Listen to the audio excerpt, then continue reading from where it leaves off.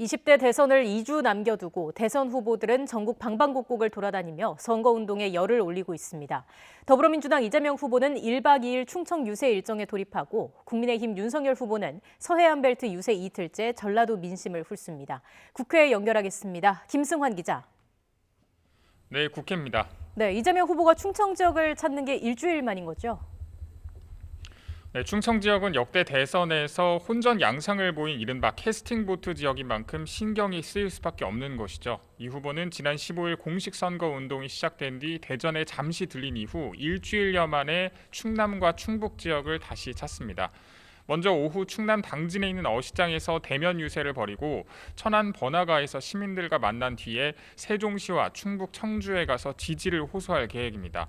특히 당진 화력발전소 전환 지원, 세종의사당 추진, 수도권 내륙선 청주공항 연결 지원 등 지역 공약과 지역 균형 발전을 내세우면서 충청 표심을 얻겠다는 전략입니다. 이런 가운데 이 후보는 오늘 아침 MBC 라디오와 인터뷰에서 이재명 게이트는 범죄 집단에 돈을 받게 해주고 수사를 안 한 윤 후보에게 잘못이 있다고 역공을 펼치면서 오히려 윤석열 게이트라고 강조했습니다. 또 우상호 총괄선대본부장은 아침 선대회의에서 김건희 씨의 주가 조작 의혹 보도와 관련해 김 씨의 주가 조작 개입 증거가 드러났다면서 윤 후보는 이걸로 낙선하게 될 것이라고 맹공을 퍼부었습니다. 네, 윤석열 후보는 어제부터 서해안을 따라 유세 중인데 오늘은 어디를 찾습니까? 네, 윤 후보 서해안 벨트 유세 이틀째를 맞아서 전통적 민주당 텃밭인 전북과 전남 지역을 잇따라 방문하면서 호남 민심 얻기에 나섭니다. 우선 전북 정읍에 있는 동학농민혁명운동 기념관에 들렀습니다.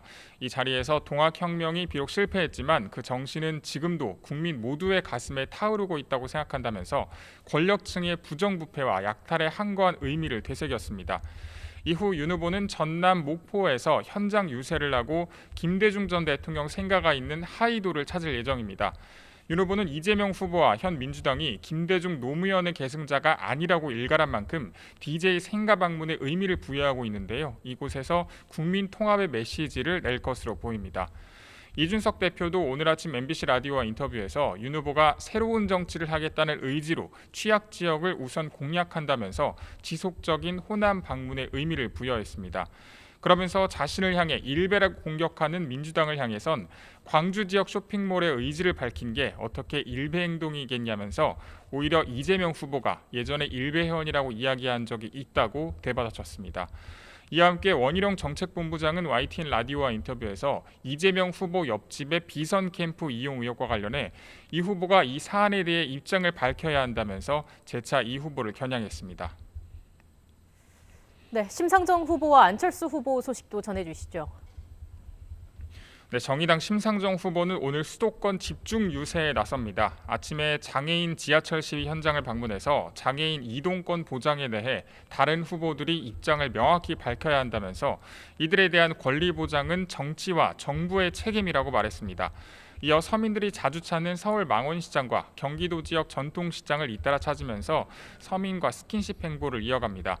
국민의당 안철수 후보는 어제 부산에 이어서 오늘은 울산과 경북 포항을 찾습니다. 조금 전 기자간담회를 마쳤고 지금은 울산 태화종합시장에서 시민들과 만나고 있는데 이후 포항 구룡표 시장 등에서 거점 유세를 펼칩니다. 주요 후보들 가운데 자신이 유일한 PK 출신임을 내세우면서 영남의 표심을 얻겠다는 전략입니다. 지금까지 국회에서 YTN 김승환입니다.